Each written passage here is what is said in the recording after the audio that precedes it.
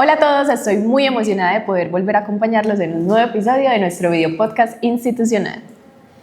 Hola a todos, estoy muy contenta de poder volverlos a acompañar en este episodio. Además, Isa, estoy muy interesada en el tema del día de hoy porque yo estudié comunicación social y durante toda la carrera la facultad era súper rumbera. Sí, yo creo que hay ciertos mitos alrededor de las diferentes facultades, aunque yo tengo que aclarar que el hecho de que estuviera en pandemia los primeros 2 años de la carrera, pues dificultó como esa loquera que nos esperaba después del colegio al iniciar la universidad. Isa, además, no les hemos contado a nuestros oyentes por qué estamos hablando tanto de rumba. Sí, y es que ahora vamos a pensar con qué solemos acompañar esos espacios que tenemos con nuestros amigos, que si bien no son los únicos espacios, pues son parte de la vida universitaria y es el alcohol. ¿Qué tanto bebemos? ¿Cada cuánto? Si de pronto no lo hacemos y nos sentimos rechazados. Y que algunos lo toman como un desestresante. Exactamente, sí, del estrés de la vida académica, porque de pronto pues no venimos acostumbrados a toda esa carga de lecturas, de trabajos, de convivir con los compañeros de los equipos. Isa, ¿tú crees que como universitarios sí abusamos del alcohol o de pronto es un escape para salir de la realidad? Bueno, yo creo que inicialmente es pensar que muchos que iniciamos la universidad al terminar pues justamente el colegio, cuando estamos pasando ya la mayoría de edad, pues digamos que son nuestras primeras experiencias, entonces a lo mejor sí es un contraste bastante brusco entre lo que vivíamos o las experiencias que teníamos en el colegio. Y también, bueno, no sé, nuestra experta invitada de hoy nos corregirá, pero digamos que estamos en la etapa de lo que se llama aprender a tomar, para que ya no sea tan difícil, no vomitemos tanto el domingo después de la rumba del sábado. Así que puede ser que sí, pues que al ser nuestras primeras experiencias, pues y sobre todo no nos dé guayabo moral. Ah, sí, porque ese es el peor guayabo. El guayabo físico es terrible, pero el moral sí, derrotador. Total, entonces ahora sí vamos a darle la bienvenida a nuestra invitada del día de hoy. Mucho gusto, soy Sara Médica de la Universidad de acá de Envigado. Me encanta estar en este espacio que me invitaron del podcast y más que es algo que no solamente lo ven ustedes, sino también en el área de medicina, en la carrera. Se ve muchísimo todo este tema en conjunto con la parte de las fiestas, el alcohol, turnos largos, después otra vez fiestas, después alcohol y así. Entonces me gustaría mucho para que todos supieran bien sobre esto, los mitos, todo lo que quieran saber. No, perfecto, porque vamos a tener muchísimas preguntas, en especial nosotros que estamos como viviendo esa etapa estudiantil de la universidad y también para conocer la experiencia de si es cierto o no lo de las facultades que más se alcoholizan los fines de semana. Así es. Doc, yo te quiero hacer una pregunta. ¿Hay mitos comunes sobre el consumo del alcohol? Sí, hay varios mitos. ¿Cuáles quieren o cuáles ustedes, por ejemplo? Porque yo, la verdad, hace 4 años no estoy en la universidad. No sé actualmente qué mitos hay en las universidades o entre ustedes o si han cambiado a los que nosotros teníamos antes. Bueno, yo tengo varios. El primero es, si yo estoy tomando en la discoteca adentro y salgo un momentico a recibir una llamada, el sereno me patea. Puede que sí como puede que no. Depende de cada metabolismo de cada persona. Hay pacientes, bueno, personas que son más propensas a que el metabolismo sea más rápido, sea más lento y también depende pues como del ambiente en que esté, porque a veces sí puede variar ese metabolismo, pero no es muy común que suceda. Eso me ha pasado varias veces, Isa.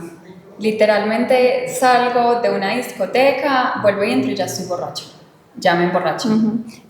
¿Será sugestión? O también se me ocurre otro escenario y es que a veces cuando estamos tomando sentados, escuchando música, llega un momento de la noche en que nos paramos a bailar y todo nos da vueltas.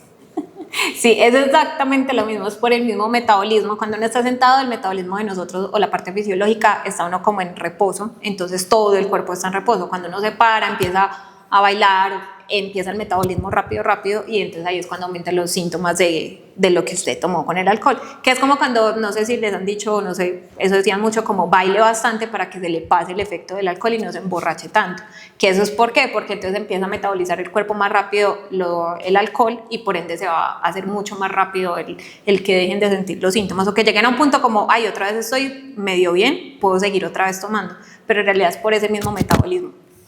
Doc, cuéntanos un poquito qué le pasa al cuerpo cuando ingiere mucho alcohol. Listo. De igual manera, independiente de que uno ingiera mucho o poco alcohol, eso es muy dependiente de muchas cosas. Por ejemplo, ahorita antes de ingresar al podcast estábamos hablando y les estaba contando que, por ejemplo, los asiáticos son más predisponentes a los síntomas del alcohol que nosotros, por ejemplo, los colombianos. Porque, por ejemplo, ellos tienen unos genes que no tienen unos genes que nosotros sí tenemos, que metabolizan más rápido el alcohol. Ellos con beber menos se emborrachan más. Igual que a diferencia de nosotros, que uno, pues hay gente que puede beber mucho y no presentar casi como síntomas de que estar borracho, de que estar prendo, pero llega un punto en que si uno llega pues al corte, que ya se empiezan a presentar los síntomas, pero es mucho más lento.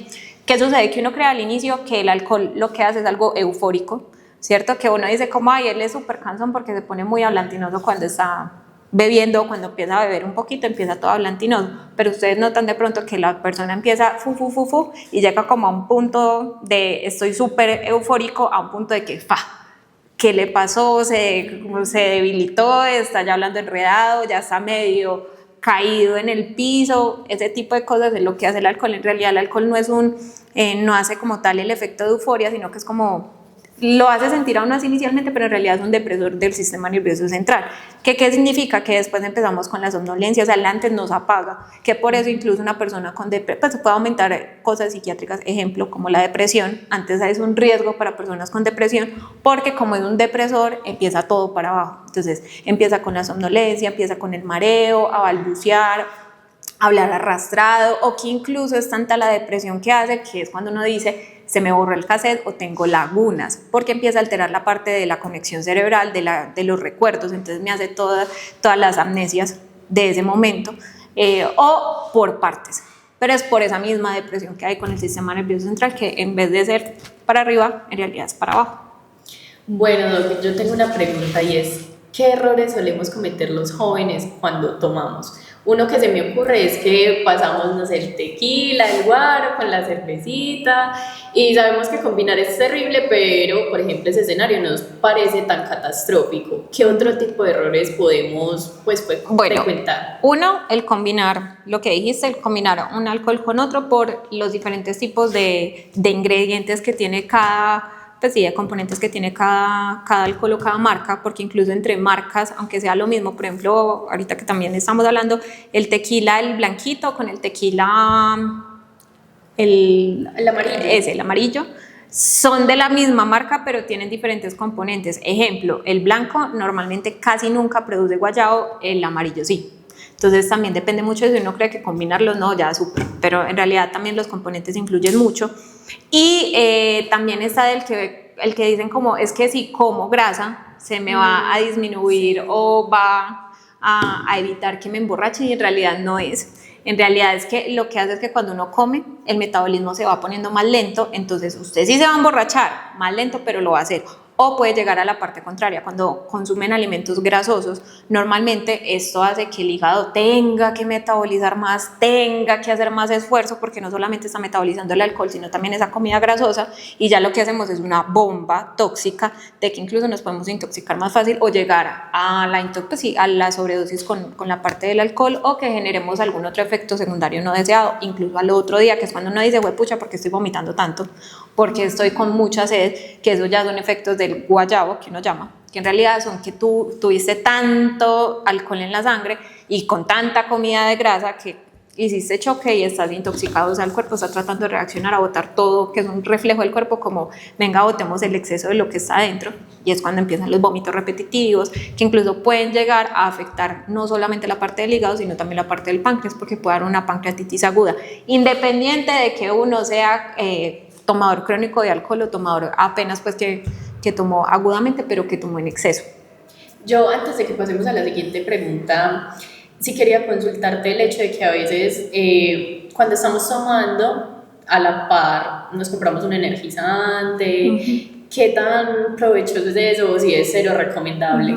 Ese sí es cero recomendable, por lo mismo que les estaba contando ahorita. Normalmente el alcohol es un depresor, ¿listo? Y un energizante es exactamente todo lo contrario. Haces como un cortocircuito en el sistema, y lo que hace es o me voy para el otro lado de depresión total, o me voy para el otro lado de la taquicardia, de estar eufórico, y el cuerpo está tratando de luchar contra esas dos sustancias que están adentro y puede generar la verdad, de cosas desencadenantes maluquitas, como que pueda incluso hasta llegar a un infarto por sobrecargar como tal el pobre corazón tratando como de Isa, sopesar. ya que tocaste el tema de los energizantes, también te quería hacer una pregunta, Doc, y creo que en este momento todos los jóvenes alguna vez lo hicimos, y es tomar la silimarina para no emborracharnos o para que no nos dé guayabo al otro día. Sí puede suceder de que no les vaya a dar el guayabo eso, pero en realidad es muy dependiente de cada persona, porque hay gente que le funciona y otra gente que no, y también lo mismo, depende todo del metabolismo y de cómo se vaya metabolizando ese alcohol, porque por mucho que usted tome de eso, pero si usted se excede en el alcohol, téngalo por seguro de que lo más probable es que vaya a tener al otro día guayabo o intoxicación. Bueno, y ya hablamos mucho de lo que pasa durante la rumba, de lo que solemos hacer, que no está tan chévere, pero hablemos un poquito de lo que pasa el otro día, ese domingo desastroso donde no nos queremos parar de la cama y cuando nos paramos es al baño a vomitarlo todo. ¿Qué es lo que le pasa al cuerpo entonces cuando sufrimos el llamado guayabo? Lo que pasa al cuerpo, como les decía ahorita, es que el cuerpo trata de compensar o de expulsar ese exceso de alcohol que tenemos, entonces cuando empieza uno a vomitar, el cuerpo está deshidratado porque el alcohol deshidrata, entonces empieza uno con todo el día, tengo sed, todo el día, tengo sed, buscamos cosas de tomar. Ahorita algo muy importante era que estamos hablando de el electrolit, el famoso electrolit, que todo lo venden como marketing de, es que el electrolit es el mejor suero, el suero número 1 de ventas en Colombia, pero en realidad es porque sabe rico. Si no han notado, el electrolit sabe delicioso, y si usted toma un suero, otro suero como por ejemplo Pedialyte o Hidra Plus, eso sabe raro y no sabe rico, pero en realidad es porque el electrolit no es un suero, solo marketing, el electrolit es agua con azúcar y con un poquitico de sodio, potasio como por ahí metido, que incluso si logran ver en las marquillas del electrolit nunca dice cuántos mini equivalentes, o sea, si el numerito que uno ve como 60, 30, 45, 75, en realidad eso lo que nos quiere decir es cuántos mini equivalentes tiene que usted le va a reponer. ¿Qué significa eso? Cuánto de sodio, potasio y azúcar tiene que usted va a reponer de ese vómito para poder que te sientas mejor después de, porque usted tiene que estar hidratado, porque igual con el vómito uno pierde eso, más el pobre cuerpo intoxicado con el alcohol. Si uno toma ese electrolit, usted le está echando puro azúcar. Por ende, el pobre hígado va a seguir trabajando más y va a decir, ¿por qué me está echando así? Sigue más con el vómito, sigue más indispuesto e incluso tiene alto riesgo de que se me deshidrate más. Entonces, por ejemplo, yo siempre les recomiendo, cuando llegan mis pacientes a la consulta, sea aquí en la universidad o sea en mi otro trabajo, siempre les digo, no me tomen electrolit, tómenme, hoy, por ejemplo, de las marcas más conocidas, pero pueden haber otras, Hidra Plus, o Pedialyte 60. 60, ¿por qué? Porque 60, por ejemplo, en el Pedialyte es como los mini equivalentes que uno necesita para reponer frente a este tipo de situaciones o a otras patologías como tal. Y además también, ¿qué me puede producir? Lo que les contaba ahorita, lo de una posible pancreatitis aguda, que en qué se basa: dolor abdominal intenso y no tolerancia a la vía oral. ¿Qué no es tolerancia a la vía oral? Que usted me vomite absolutamente todo, tanto lo que come como lo que toma, incluyendo el suero oral, que eso ya es una emergencia, o sea, uno tiene que ir al hospital porque tiene que incluso pasarle líquidos, debe dejar de comer absolutamente todo porque es nada de vía oral, porque si no puede empeorar y puede llegar a ser algo catastrófico en realidad. Doc, si pudieras darle un solo consejo a nuestros universitarios sobre el alcohol o el manejo del alcohol, ¿cuál sería?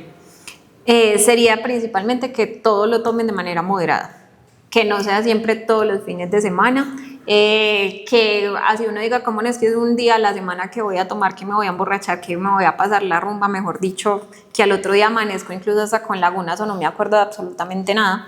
Eso hace que conlleve a que más adelante el cuerpo cobre factura y de que puedan llegar más adelante a una cirrosis hepática o no se quiera pues de que eso suceda, o incluso a dependencia del alcohol, sin uno estar pues como muy como rechazando como de que eso pueda suceder porque solamente una vez a la semana. O sea que lo que hagamos en los 20 finalmente sí se refleja en los 30 y en los 40. O incluso antes, se puede generar muchísimo antes.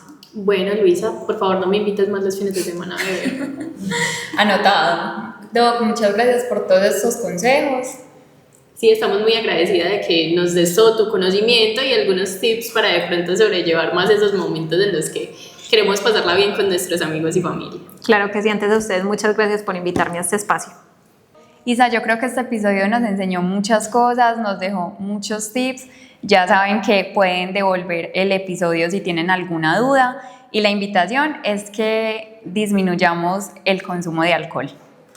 Así es, para que evitemos esos riesgos de los que nos hablaba la doctora. Pero entonces pasemos a nuestra sección favorita, Estudiantes en Acción, donde Lu entrevistó a nuestros estudiantes sobre cuáles han sido sus peores experiencias con el alcohol y qué reflexionaron a partir de eso.